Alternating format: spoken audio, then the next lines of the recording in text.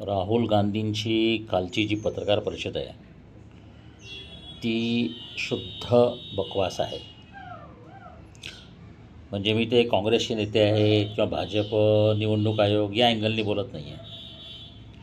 ही पत्रकार परिषद अनसायंटिफिक, म्हणजे राहुल गांधींनी जे दावे केलेत ते अनप्रोफेशनल, अनसायंटिफिक आणि त्याची संपूर्ण मेथड ही अनडेमोक्रॅटिक आहे. एक नागरिक, एक खासदार आणि एक लीडर ऑफ ऑपोजिशन जेव्हा अशा पद्धतीचं प्रेझेंटेशन करतो त्याच्या अगोदर त्याला हे सगळं डॉक्युमेंटेशनचं ॲफिडेविट केलं पाहिजे. हे अनसायंटिफिक याच्यासाठी आहे, हे झालं अनडेमोक्रॅटिक आहे. कारण पहिले ॲफिडेविट केलं पाहिजे.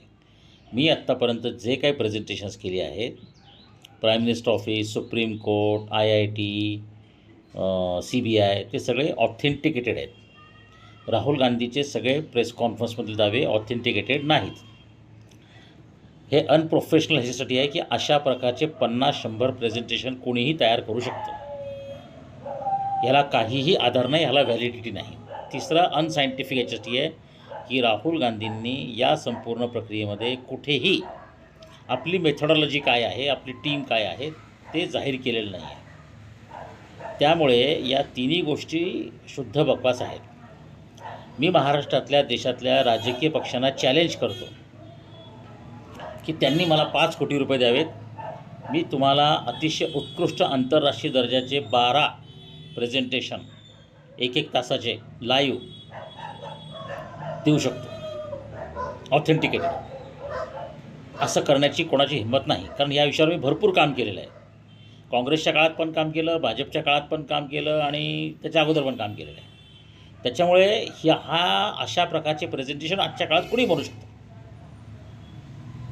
कोणताही निवडणुकीचा डेटा याला काही अर्थ नसतो unless and until you draw the inference. त्यातून काय तुम्ही अनमिनिंग काढताय, कोणत्याही डेटातून तुम्ही अर्थ काय काढता आणि त्या अर्थाला जस्टिफाय करताना तुम्ही कॉरोबोरेटिव्ह एव्हिडन्सेस काय देता आणि ते टॅली काय करता. कोणाचे नंबर डिलीट झाले, कोणाचा OTP आला आहे, कोणाचं लिंक आहे, कोणाचा IP ॲड्रेस काय, 4 लोकांना गोळा करायचा वगैरे, हे सगळं अत्यंत हास्यास्पद आहे. आणि दुर्दैव देशाचं असं आहे की हा लीडर ऑफ ऑपोजिशन आहे माणूस. मी राहुल गांधीची पर्सनल विरोधी नाही. या माणसाचा जीव वाचवण्यासाठी माझं घर बरबाद केलं आहे मी, तर मला कोणी ब्लेम करू शकत नाही. आणि भाजपवाले त्या इलेक्शन कमिशनच्या उत्तराला मी महत्त्वच देत नाही. ही प्रेस कॉन्फरन्स शुद्ध धुळपेक आहे, अनसायंटिफिक आहे, अनडेमोक्रॅटिक आहे.